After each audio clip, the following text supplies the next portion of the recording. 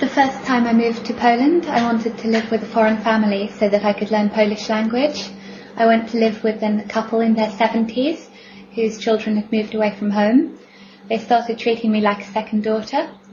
At first it was really fun because they'd encourage me to speak and they'd act everything out for me, including my landlord's experiences during the Second World War in Poland, where he'd stand up and perform.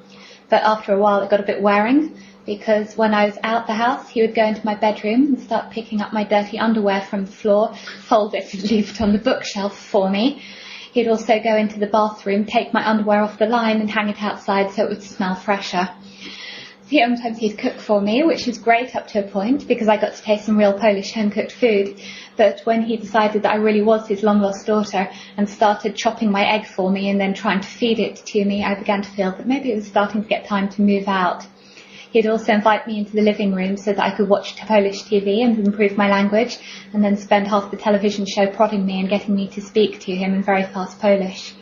He was very kind to my friend Kathy when she came over to stay, but unfortunately he wanted me to translate his thoughts on the Polish economy from very fast Polish into English at the same time she was asking me to translate her ideas on English cricket into Polish. Nonetheless, it was an experience I wouldn't have missed.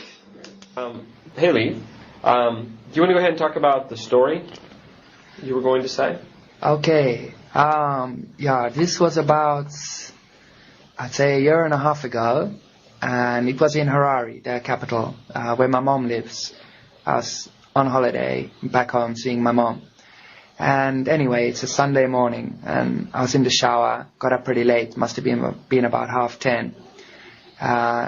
And all of a sudden, my mom burst into the shower and she says, Leith, there's a snake in the kitchen. And so I thought, wow, blood, okay, what kind of snake would this be? Because we live in the capital, residential area, almost high-rise. Well, not high-rise, but residential area. And so I put a towel around my waist and walked bad-temperedly through to the kitchen. Attached to the kitchen, we've got this little courtyard where we sit out to have morning coffee and breakfast. It's tiled and leads onto a small garden. And so I walked out into the courtyard, and there was a 7-foot Egyptian cobra. Wow, I was really, really blown away because I know a bit about snakes, and I know that a bite from an Egyptian cobra in a country where antidote isn't readily available is almost certainly fatal. And there we were, my mom and I, with a 7-foot Egyptian cobra slithering between the courtyard and our kitchen. And eventually we trapped it in the courtyard, and I went to fetch guys who work for national parks. National parks are the guys who kind of look after animal problems within the city, and brought them around.